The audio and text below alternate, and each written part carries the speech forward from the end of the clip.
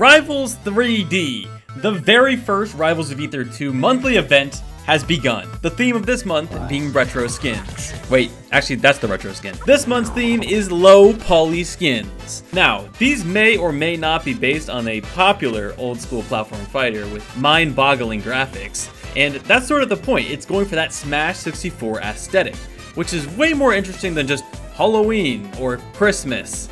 So what exactly is Rivals 3D? Well, it has an event pass, which is basically just a battle pass, let's be real. That shit look like the battle pass. So you can get some goodies for free by just playing the game and gaining event XP, yet even gain 20% more if you use a retro or low poly skin. So I mean, honestly, it's called a monthly event, but I almost finished the whole thing in about a day. Maybe I'm addicted to this game, but I do kind of wish they had more levels than just the 21 levels. But outside of the free cosmetics in the battle pass that anyone can unlock, there is a purchasable bundle with 3 additional skins and icons in the shop for $20, which is pretty expensive considering that is 2/3 of the original game's price. After the amazing trailer they had for it, which looked really cool, I was very much anticipating these skins specifically, and now that they're out, I want to break down what exactly is in this battle pass and do these skins live up to the hype? Are they actually worth the $20? So let's talk skins. We got 4 new ones, one for each element, starting with Clairen. I play a lot of Clairen, and to be honest, probably too much, honestly. I need to be locked away. And she already has a lot of great skins. I love the slasher Clairen specifically. It has different sound effects on the sword compared to the lightsaber. So I was a little bit worried about this skin. Like, was it actually going to be worth playing? And surprisingly, yes. I actually think the skin is one of the best ones in the bundle. Not only is it so retro with its pixel-like visual effects, but also on her sword swing, she has a compressed version of the lightsaber sound effect. It's not a huge difference, but I do appreciate it nonetheless. It really, in my opinion, makes this skin worth playing. She has that spiky Super Saiyan hair, the perfectly smooth saber, and of course, like I said, the nice visual effects on a lot of her moves. Though honestly, it's a great skin. The alternate colors are a standout for sure. The red one is so raw. Honestly, I will probably use this one as my main skin for a while. The blue one is equally as fire, and the green one, okay, look, they can't all be amazing. Overall, great skin, and in my opinion, on a tier list of all these skins, I would say it's actually an S tier skin. It's fantastic. The biggest issue with the skin is definitely the voice lines, which we'll touch on in a moment. But first, let's move on to Kragg. I am Steve. Just like Clairen, they actually went the extra mile and made the visual effects very nice. And as you can imagine, all of his specials, his rock, his pillar, his spikes, his little curled up ball, all extremely low poly. Specifically, I love the up special as the texture on it does not perfectly loop, which kind of reminds me of old games where the textures would sometimes be a little bit off. But yeah, overall, great skin. The costumes look great. The blue one could probably use some extra sleep. The red one is probably his best alternate color, and this might be the only green one that actually looks pretty usable to me, although the white is so bright on his chest. And overall, I'd say it's another S tier skin. Next up, low poly Ranno. I'm gonna keep it real, this skin kinda sucks. It's not actively bad, but compared to the other 2 skins in the bundle, the low poly Ranno is just way worse than low poly Kragg and Clairen. I like how the eyes bulge out, and I do like the washed out color scheme, but there's just nothing else going on here. Like, honestly, the visual effects just don't feel that different in game. And Ranno already has 1, 2, 3, 4, 5, 6, 7, 8, 9, 10 skins out or on the way. So he has a lot of competition for a good Ranno skin, and this one, it's just not it in my opinion.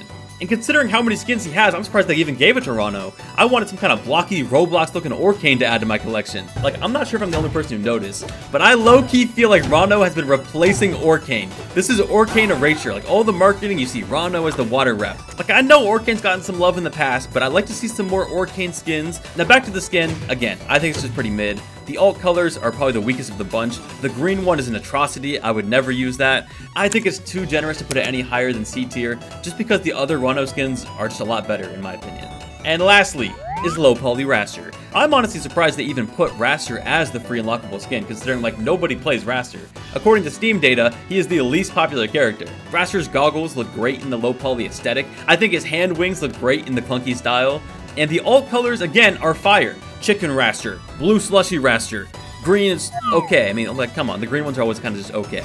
It has the same problem as Ranno, where the effects in-game really just aren't different enough. So like half the time I can't even tell if I'm playing normal Wrastor or playing low poly Wrastor. Although out of the effects, his low poly slipstream is one of the standouts for sure. I think it's a solid B tier skin. It's not a bad skin, although there are better Wrastor skins for sure. And it's definitely better than low poly Ranno. As for getting the skin, it actually does not take long at all. I did it in about 4 hours, and I never thought I would say this, but I low-key wish it took longer to grind for because I feel like this battle pass is not going to last me the whole month. Other cosmetics, we got the respawn platform. It's fine, it's a low poly version of the default platform. I don't know if it's my graphics settings, but the wood is like super dark in the middle, and the colors just don't seem to work properly on these symbols. Like, why is Earth pink and then wind is just black? Maybe it's on purpose, I don't know, but this one seems a little bit bugged to me. Low poly death effect, this one's actually pretty cool visually. I love the random gems being thrown out. Reminds me of like rupees from Legend of Zelda. And the -1 heart is a cool thing too. It's very retro. Everything is so retro. There's also some player icons that are just okay. You get a Wrastor one for free at level 20, and the rest come from the bundle or the buckshot. The best one, honestly though, is not the ones in the bundle or the battle pass, but it's just the one that costs coins on the feature page. So I would honestly just go with that one. The other ones are just kind of mid in my opinion. And lastly is the low poly chat emote. I don't even know what I'm looking at here. I think welcome to the third dimension, like, okay, I'm just never gonna use this. You also earn Aether coins and Aether bucks from the battle pass, which is one of the biggest issues with the battle pass. It's only 21 levels, so you just don't get that many coins. It's about 5,000 coins in total, which is like a minimum wage level in the Aether economy. And as for the bucks, you only get 250. Now 250 is not terrible, they're not laughing at us with this amount, but it could be more. Like, I low-key feel like 350 would have been nicer. I don't know if this is a controversial opinion, not trying to feel entitled, but I just feel like 350 would have been nicer since players who can't afford the bundles could at least get one of the skins from the bundles every 3 months instead of every 4 months. So I understand that Studio Aether is trying to get most of their money from these skins, but I don't know, 350 just to me sounds better. I just would have preferred 350. Like, I'm just like, Dan, come on, where are the bucks at? And besides the amount of bucks you get, my main actual concern with this monthly event, it's gotta be the sound design. Like, they went through all of the effort of changing so many of the visual effects, but then they just left the default voice lines. Mecha Wrastor has a voice filter which sounds like a robot. Why not just apply like a sort of compressed or like crunched voice lines on all of these retro skins? It would have been great. And you don't believe me? Well, listen for yourself. Too easy. Amateur. Now, to me, I think it sounds really cool. I would love that, honestly.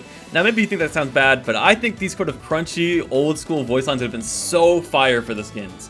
And I just feel like the normal voice lines feel so out of place. So, my overall review of the very first Rivals 2 monthly event, I would give the event a 3.5 out of 5 stars. It's good, it's not amazing, but it has a good original theme and pretty cool visuals. I do think they could do better from here on out. It is the first battle pass. Again, I think having either more levels, maybe more bucks, I'm just saying, and also some better sound design on the skins would make them more worth grinding for, even buying the bundle. Unless you play Clairen or Kragg, I honestly think the bundle is not really worth buying. But if you do play those characters, the bundle's great. I bought it, I'm still happy with it, but I am hoping that future bundles are a little bit better. Anyways, I'm excited for the next one, which is the Christmas or like winter festivities one. If this video does well, maybe I'll do like a monthly review of them. I don't know, we'll see. Anyways, subscribe if you're new here, it helps a ton, and thank you so much for watching.